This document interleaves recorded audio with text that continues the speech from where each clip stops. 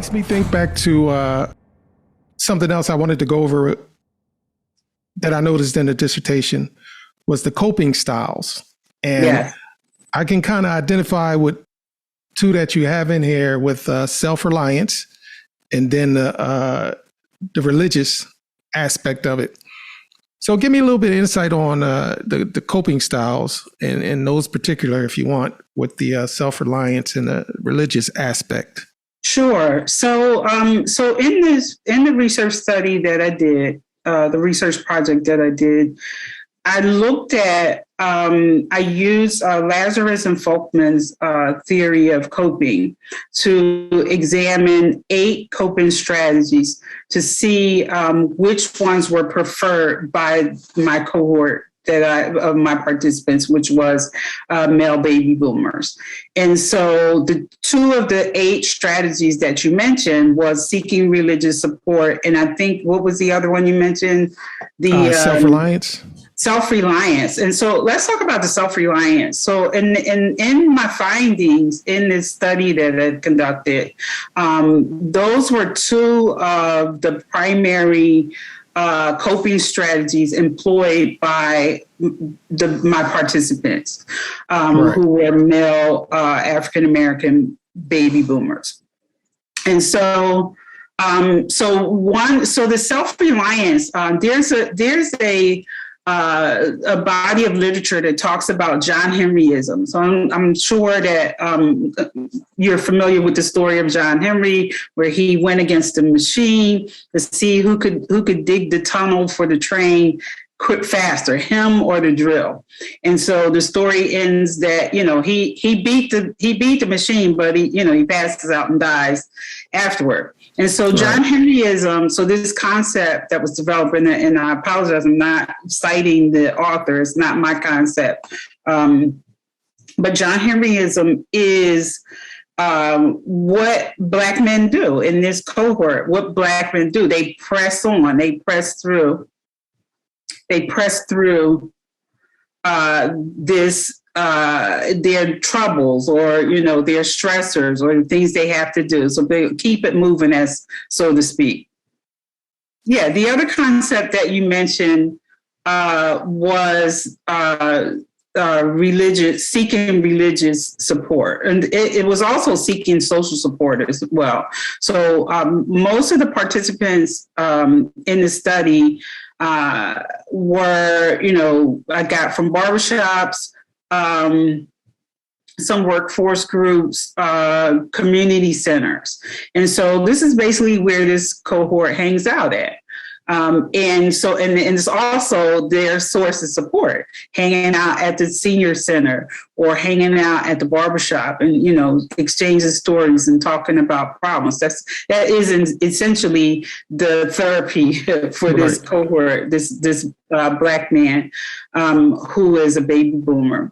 And so those are the preferred strategies that they get their support when it comes to coping with stress from racism, from their groups, and from their religion. So they might engage in prayer or meditation or some sort of religious service to help them cope with the stressor of racism. It was interesting also in the study to find that, as I hypothesized, that this particular cohort had extreme levels of chronic stress, so stress over their lifetime. They didn't have a lot of recent experiences. So, because I did assess them for recent experiences with racism, but the highest level was the lifetime experience of chronic lifetime exposure to chronic racism.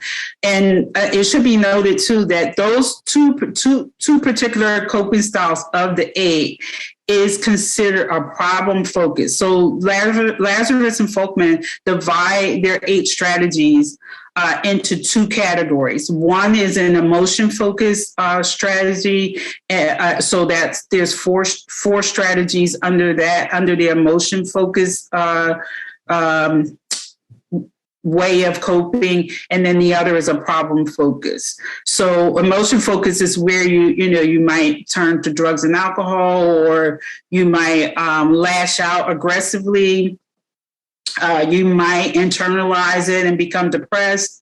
There is one more. I'm not thinking of it right now. Whereas problem solving is where you're actually proactive or dealing actively with the stressor and not withdrawing from it, without withdrawing from it. And so those two coping strategies that you mentioned are considered by Lazarus and Folkman as problem-solving strategies. And so that was another finding of the study. And that's the most, I mean, I can actually relate to those because, again, throughout my lifetime, I can't relate to any individuals that I know that turn to anything other than, you've been told this is another one of these passed down rules, deal with it, you can handle it, you'll get over it. Like all these things other than, well, maybe you may need some help or maybe, try a different path. And I just wanted to comment on what you said, and I don't want to discourage anyone from seeking mental health, and maybe we can talk about some reasons why, again, this particular cohort. But my study talked about, I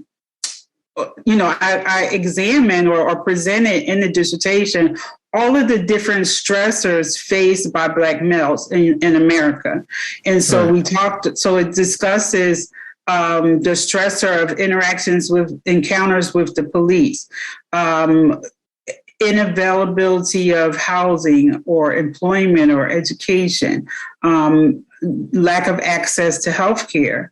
And so, my study found that this is a coping mechanism that has been effective in keeping this cohort, male baby boomers, from needing treatment or having any type of formal mental health diagnosis. So interestingly enough, that was a surprising finding in my study, is that this is the reason why these coping strategies have kept this cohort, African-American male baby boomers, from having a formal mental health diagnosis and needing to seek treatment for chronic mental disorder. So how about that? So it's an effective way of coping for this particular cohort, is what I found. But we know that they're barriers. Now I'm going to also say this. The same cohort is also at high risk from hypertension and heart disease as a result of chronic exposure to racism. So my study bore that out. The literature supports that as well. So we have two on one hand and four, however they say it, 11 on the other, whatever, however that phrase goes, so they're taking care of themselves mentally, but their body is suffering. The physical body is suffering. But yeah, this cohort, this is the reason why they have not had formal mental health diagnosis one of the reasons they have not sought treatment, because they have good coping skills that help help assist them with getting through some of the challenges from chronic exposure to racism.